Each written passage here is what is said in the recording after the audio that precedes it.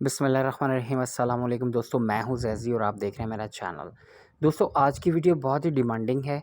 Last week मैंने एक video share की थी जिसमें क्लाइंट का मैंने ये हेयर डू किया था और आप लोगों ने डिमांड की। बहुत सारे लोगों के मुझे मेल्स रिसीव हुए और कमेंट्स भी मिले। इनबॉक्स में भी कहा गया कि सर इस ट्यूटोरियल को शेयर करें, इसको कैसे बनाया जाए। तो आज हम बना रहे हैं जी बीच वेव्स, उसके साथ हम फ्रंट पे इनका फ्रेंच ब्रेड बनाएंगे। तो बीच वेव्स जो है वो किस तरह से हम बनाएंगे, अगर हमारे पास बीच वेव्स बनाने वाले टूल्स नहीं हैं तो हम इस टाइप का टोंग ले लेंगे। और ये टोंग रिमिंगटन का है, कम से कम भी 8 से 10 साल पहले से ये मेरे पास मौजूद है और आज भी ये बहुत अच्छा है, बहुत अच्छा है। सिरामिक टोंग है ये। अगर आप सिरामिक टोंग लेंगे तो आपके कर्ल्स जल्दी खुलेंगे नहीं, लेकिन बीच वेव्स बनाने के लिए सबसे इम्पॉर्टेंट चीज़ क्या है कि आपको हेयर्स को क्रिम्प नहीं करना। क्योंकि बीच वेव्स का मतलब ये नहीं होता कि ड्राई किस्म के वेव्स हों। बहुत ही सिल्की, स्मूथ, ग्लॉसी और शाइनी और बहुत ही न्यूड किस्म के आपको ये कर्ल्स करने होंगे, जिसके लिए आपको हेयर्स को पहले क्रिम्प नहीं करना, स्ट्रेट करना है। ताकि थोड़ा बहुत भी जो उनके अंदर ब्रेकेज है या फिर 2 शाखा बाल हैं वो अच्छे से स्मूथ हो जाएँ। उसके बाद आपने नीचे एंड से इस तरह से सेक्शन लेने हैं और इनको आउटवर्ड में आपने कर्ल्स करना है। और यहाँ मैं एक और चीज़ क्लियर कर दूँ साथ के साथ, जब आप आउटवर्ड और इनवर्ड की समझ आपको आ जाती है ना, तो आपका हेयर स्टाइल 80% वैसे ही खूबसूरत दिखता है। आपको आउटवर्ड की समझ आनी चाहिए। अब देखिए, ये टोंग का जो फेस है, जो इसका मुँह है वो बाहर की तरफ है, तो इसका मतलब ये आउटवर्ड्स में कर्ल्स जा रहे हैं। अगर टोंग का मुँह अंदर की तरफ होता, तो फिर ये इनवर्ड होते और इनवर्ड होके ज़्यादा फ्लफ़ी बाल नहीं दिखते, आउटवर्ड में जाके उनमें वॉल्यूम आ जाता है।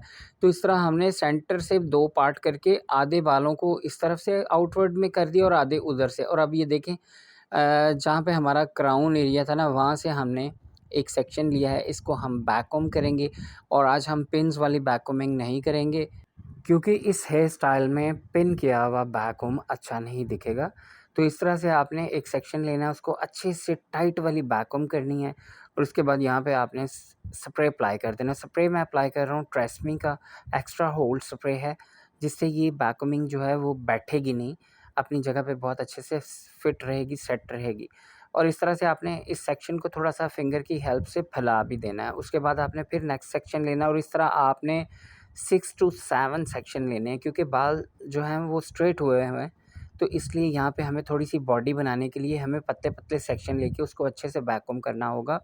वरना थोड़ी देर के बाद अगर आप अच्छी-सी बैक कॉम्बिंग नहीं करते और स्प्रे भी अच्छा नहीं यूज़ करते, तो ये बॉडी जो आपने बनाई है ये थोड़ी देर के बाद बिल्कुल बेंड हो जाएगी और अच्छी नहीं दिखेगी।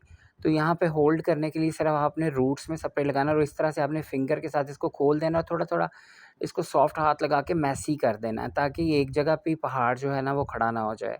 तो इस तरह से आप स्टेप बाय स्टेप आगे बढ़ते जाएँगे। जहाँ तक आपने एयर टू एयर पार्टिंग की थी, वहाँ तक जितने भी सेक्शन हैं, उनको आप इस तरह धीरे-धीरे बैककमिंग करते जाएँगे, स्प्रे करते जाएँगे और पीछे की तरफ इनको छोड़ के हल्का-सा इनको फैला देंगे। जैसे कि मैं इस तरह से फैला रहा हूँ और ये देखें, लाइट सा बिल्कुल हाथ रख के मैंने लाइट सी कॉम्ब भी कर दी है। हालाँकि ये फाइनल सेक्शन नहीं है, लेकिन आप साथ के साथ अगर अपने मेस को क्लीन करते जाएँगे तो ऑब्वियसली फाइनल पे जाके आपको एफर्ट नहीं करनी पड़ेगी, बना बनाया एक खूबसूरत सा बैक कॉम्ब आपको मिल जाएगा विदाउट एनी पेंस।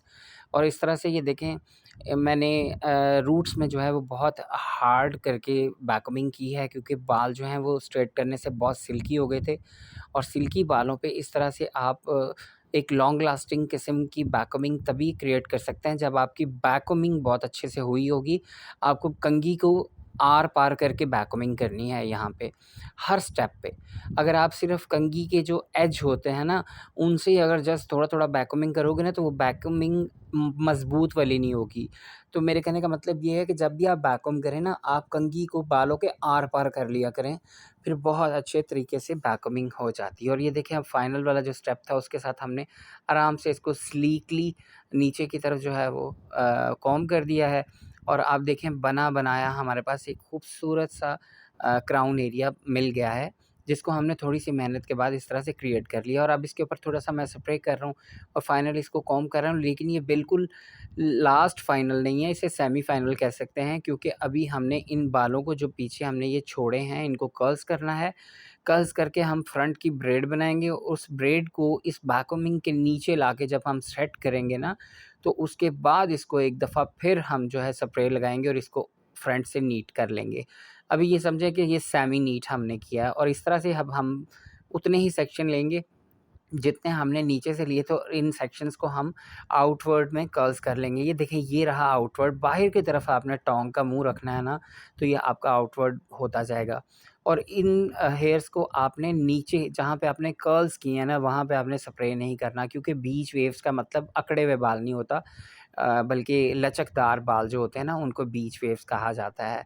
और स्प्रे ना लगाने का एक ये पर्पस भी है कि आप अगर इन कर्ल्स को स्प्रे नहीं लगाएँगे ना, ये थोड़ी देर के बाद थोड़े से और मेसी हो जाएँगे ना, तो बिल्कुल 100% ये बीच वेव्स ही दिखेंगे। और अगर आप इनको थोड़ा-सा फ्लफ़ी करना चाहें, तो आप इनको थोड़ा-थोड़ा वो जो ओपन कॉम्ब होती है ना, जिससे हम कर्ल्स को खोलते हैं, उसकी हेल्प से भी आप इनको थोड़ा-थोड़ा और भी लूज़ कर सकते हैं, लेकिन मैं नहीं करूँगा। मुझे बहुत ही स्लीक और बहुत ही नेचुरल से कर्ल्स चाहिए थे। आप देख सकते हैं किस तरह से कर्ल्स हो रहे हैं, और इस तरह से हम स्टेप बाय स्टेप यहाँ जो बाल हमने छोड़े हैं, यहाँ पे हम आउटवर्ड में इनके कर्ल्स करेंगे और दोनों साइड से। अब ये देखें, यहाँ का आउटवर्ड देखें, इस साइड पे जब हम आए हैं, तो हमने इसका जो एज है, जो हमारे टोंग का फेस है, जिसे हम क्या कह सकते हैं जी, फेस का जो रुख है, वो बाहर की तरफ हमने कर दिया है, ताकि दोनों तरफ से आउटवर्ड हो जाए और बालों का वॉल्यूम बहुत अच्छा दिखे और बाल जो हैं, वो वैसे भी दिखने में भी खूबसूरत लगेंगे। आपके जब क्वेश्चन आंसर की तरह कर्ल्स होते हैं ना दोनों साइडों पे बाहर की तरफ, तो हेयर की लुक ही चेंज हो जाती है। और इस तरह से आपने इनको कर्ल्स कर लेना है, और जब आपके कर्ल्स फाइनल हो जाएँगे, तब हम फ्रंट पे जाएँगे। और होपफुली कि आज के ट्यूटोरियल में आपने थ्योरी को काफ़ी डेप्थ के साथ समझा होगा, और अब हमारे कर्ल्स कंप्लीट हो गए थे। तो मैं एक इनका लॉन्ग शॉट लेता हूँ, जहाँ से आपको मैं दिखाऊंगा इनके बैककमिंग और इनके ओवरऑल। तो ये देखें, बैक हमारी जो है कंप्लीट हो चुकी है। अब इसको हमें जस्ट फाइनल टचिंग में जाके थोड़ा सा फिंगर की मदद से ही थोड़ा सा लूज़ कर देना है। अगर हम ना भी करें तो इस तरह भी बहुत अच्छे दिख रहे हैं। अब जो हमने फ्रंट से एज और पार्टिंग की थी ना, यहाँ पे हम एक नॉर्मल जो रेगुलर चुटिया होती है ना, जिसे हम रेगुलर चोटी बोलते हैं ना, इस तरह से आपने एक छोटी-सी चुटिया स्टार्ट कर लेनी है, और यहाँ से आपने फ्रंट से फिंगर की हेल्प से पूरा सेक्शन जो है, इस चोटी के जो दरमियान वाला एक लेयर है ना, उसके अंदर आपने इसको रख के बल दे देना है।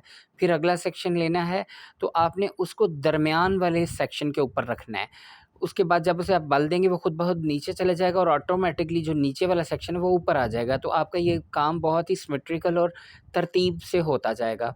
और ये देखें कि जो भी लेयर आपने लेनी है ना, उसको आपने सेंटर में ऊपर रखना है। ये देखिए, मैं ऊपर रख रहा हूँ और बल देके इसको मैं नीचे ले गया हूँ, और नीचे वाला जो हमारा सेक्शन है वो खुद ब खुद ऊपर आ गया है। और इस तरह आपने स्टेप बाय स्टेप कान के पीछे तक जितने भी बाल हैं ना, आपने जो फ्रंट से छोड़े हुए थे, इनके बिल्कुल ढीला हाथ रख के ढीली-ढीली ब्रेड करनी है, आपने इसको टाइट नहीं करना। और जो आपके बेबी हेयर्स हैं क्लाइंट के, या कटे हुए हेयर्स हैं ना, वो आगे उनको रहने देना है, उनको कर्ल्स-वर्ल्स कुछ भी करने की ज़रूरत नहीं है। कुछ बेबी हेयर्स फेस के ऊपर गिरे हुए भी अच्छे लगते हैं, ज़रूरी नहीं हर चीज़ को हम बिल्कुल ड्राइंग की तरह जो है वो क्लीन कर दें। आजकल तो जितना फ्रंट मेसी हो ना, उतना ही अच्छा दिखता है। और अगर कोई कर्ल्स करवाने के मूड में नहीं है फ्रंट से, तो इस तरह से छोटे-छोटे बेबी हेयर्स जो होते हैं, उनको आगे छोड़ दिया करें। और अब देखें, हमने जो पीछे हमने बालों पे बैककमिंग की थी ना, वहाँ से हमने हाफ हेड को ऊपर कर लिया है, और इस ब्रेड को हम यहाँ पे लाके यहाँ पे हम 2 पिन्स लगाएँगे, क्रॉस पिन्स। आज के पूरे हेयर स्टाइल में सिर्फ़ ये 2 पिन्स जो हैं हम यूज़ करेंगे, और वो भी इसलिए कि ये ब्रेड जो है, ये अपनी जगह पे अच्छे से फिक्स हो जाए। और यहाँ पे हम एक और क्रॉस पिन इसके ऊपर लगाएँगे, टोटल हमने 2 पिन्स लगाई हैं, और पिन्स के ऊपर हम अच्छे से स्प्रे कर देंगे ताकि ये लॉक हो जाए। उसके बाद फ्रंट के बालों को हम पीछे ले आए और उनको पीछे छोड़ दिया है। और इसके बाद हम फ्रंट पे जो हमने ब्रेड बनाई थी, यहाँ पे हम इनविजिबल पिन्स यूज़ करेंगे। इस ब्रेड को थोड़ा-सा उठा के बैककोमिंग के अंदर इसको ग्रिप करेंगे, फिक्स करेंगे। अगर आप बैककोमिंग के अंदर ये यू पिन या इनविजिबल पिन, जो भी आप इसको बोलते हो, अगर आप इसको ब्रेड के अंदर लगाएँगे, तो ये पिन थोड़ी देर बाद उखड़ जाएँगी। आपको इनको बैककोमिंग के अंदर फिक्स करना है, तब आपकी ब्रेड जो है बहुत ही ज़्यादा फ्लफ़ी, विज़िबल और खूबसूरत दिखेगी। और ये दोनों साइड से हमने इस तरह से ब्रेड कर ली थी। और मैं उम्मीद करता हूँ कि आज का ट्यूटोरियल भी आपको बेहद पसंद आया होगा, आपने बहुत कुछ सीखा होगा। और अगर आपने मेरा यूट्यूब चैनल सब्सक्राइब नहीं किया, तो उसको सब्सक्राइब कर लें, और अपने दोस्तों के साथ मेरी वीडियोस को शेयर किया करें, क्योंकि मुझे आपके सपोर्ट की ज़रूरत है। मैं भी चाहता हूँ कि घर बैठे जो लोग मुझ तक नहीं पहुँच पाते, जो मेरी फ़ीस अफोर्ड नहीं कर सकते, वो ये हुनर घर बैठे लें और दुआओं में मुझे याद रखें। इजाज़त दीजिए, अल्लाह हाफ़िज़।